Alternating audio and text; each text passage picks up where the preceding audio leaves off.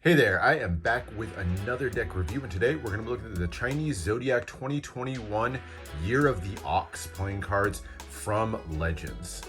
Now, Legends is kind of planning this as an ongoing series where every year they're going to print out a different Zodiac deck to celebrate the years of the Chinese Zodiac.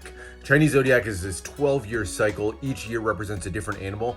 Obviously, 2021 is the year of the ox. And it's kind of part of this larger cycle, but we'll talk about that in a little bit. But the Year of the Ox is what's captured in this one, their first deck, and they've done some stuff on this one to make the design and especially the tuck case really extra special. You may have already spotted a little bit of it, but let's get right into it, talk about what makes this deck unique. All right, starting with the tuck case. It's done on a matte dark brown cardstock, and it's covered in the background with this pattern made out of just gold metallic inks. Gives it a really cool pattern. Looks like it should be kind of textured feeling, but it's really just a flat pattern printed on there. Really love the Chinese aesthetic that's captured with that square based design.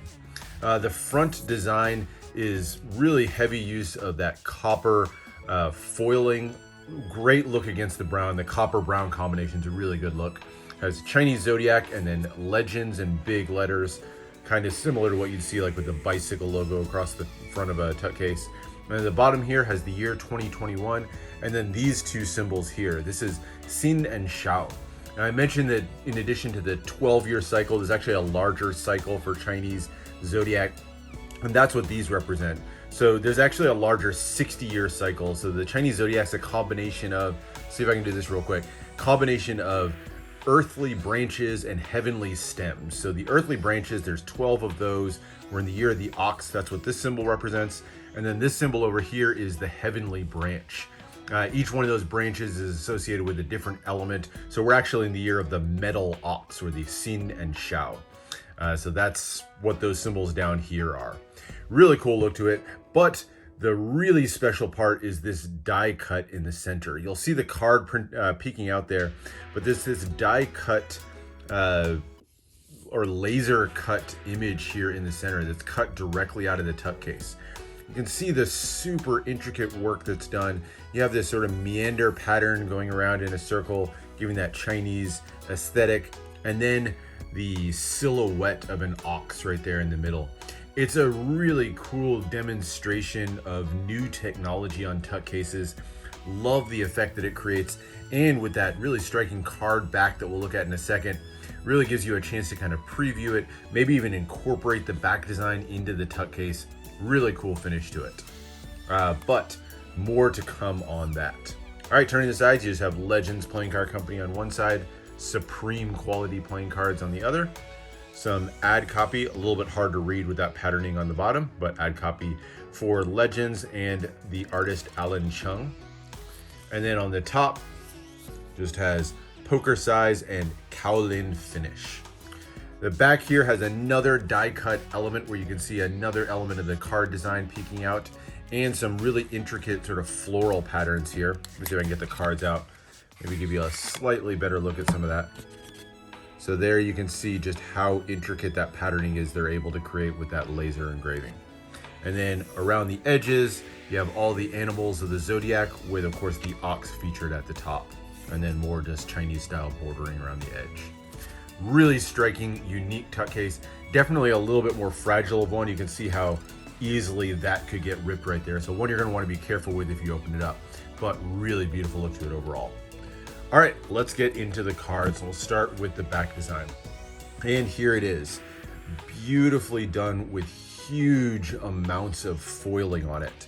Now, this is done with a really interesting process as well. So it's done cold foiling. It's actually silver foil. I know it looks gold, but it's silver foiling, and then all the color you see is printed on top. So they've got a combination of red and yellow inks that, when printed on top of the gold foil, gives it this really beautiful gold glow to the entire card. You have just that sort of pattern in the background, kind of flowers in the middle of this square or tiled pattern in the back. And then the two corners just have an ox sitting in a grove of trees. You have the Chinese symbol for ox right there. Same style as that silhouette that we saw in the cutout on the tuck case. And then the beautiful Chinese style metallic borders there, and then finishes out with a sort of freer form or not perfectly square white poker border. So there's the back design. Really striking. Love how it incorporates and kind of shows through when you use this with those die cut elements on the tuck case. All right, then into the extra cards, you get a pair of those. So 2 jokers, 2 very different styles to them. One, a lot of red ink, has the different animals of the Chinese zodiac there. Obviously the ox right there at the top and the largest of the entire 12. And then you have ox written in yellow in the center with the Chinese symbol for ox.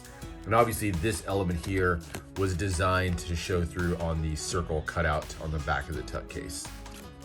The other one is a much simpler look. It's just a sort of silhouette with some patterning in the middle, all done in gold metallic inks of an ox. So very simple. I wish the two had kind of matched a little bit better aesthetically. They look like they're 2 different decks these came from, but they're still nice in their own right.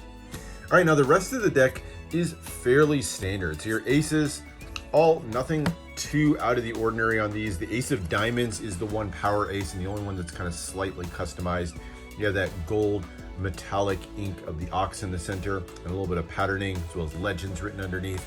But the other 3 aces, including the ace of spades, are all pretty standard, just regular pips in the center. Number cards, all standard as well. Very familiar pips, black and red, just like you'd expect. Standard layout, nothing really special on these. So I went with a very standard deck overall, particularly with the number cards. So flipping through that real quick, we'll go through the hearts, and then we get to the quartz. And the quartz are relatively standard as well. There's some slight customizations on these, but as I go through the quartz, you'll see they're a very familiar look to them overall. There's some slight accents of gold metallic ink that's used in some parts, like you can see the outline of the hair there, a little bit of gold metallic ink. Some areas like the queen's clothing here, a little bit heavier use, but the gold ink for me doesn't really stand out or shine all that much. It mostly comes across as a standard set of quartz. I will say one thing I don't like about these is, if you look at the hair here, something about that yellow hair really bothers me. And I think it's the fact that his hair is yellow and his beard is white. That mismatch, very distracting element to me. And I do like the very simple customization with the bordering here, kind of fitting in with that Chinese style. But in general, nothing too special or out of ordinary on these court cards. Pretty standard quartz. And that's the deck. Now, as far as handling, these are done on a Japanese sourced paper with a kaolin finish. Kaolin is not all that often used, but it's one that Legends has used on a couple of different decks, and they say it fans super well right out of the box. I didn't find it to fan especially well. It's a little bit clumpy. They fan fine. You know, for a foiled deck, they fan reasonably well. I think cold foiled decks from like Cartamundi probably handle a little bit better right out of the box, but these are not too bad at all. It's definitely kind of a thicker, stiffer feeling stock. Not thicker, but stiffer feeling stock, while still being a fairly thin card.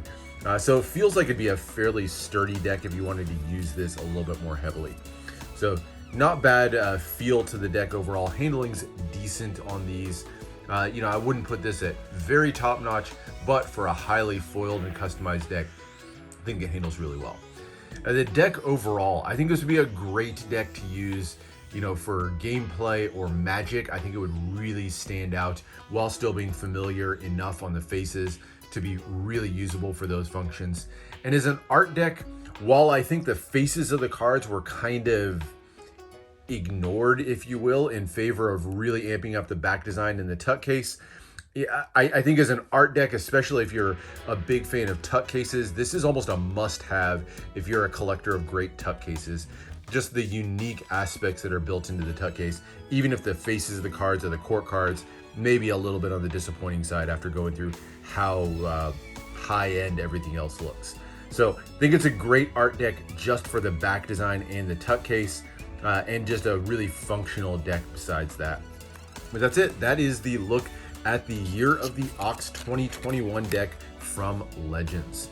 I'm actually really excited. It's going to take 12 years to see them all, but I'm excited to see if they kind of expand on the creativity and the technology with some of the future versions of this deck, and really excited to see how they use that die cut technology on future decks.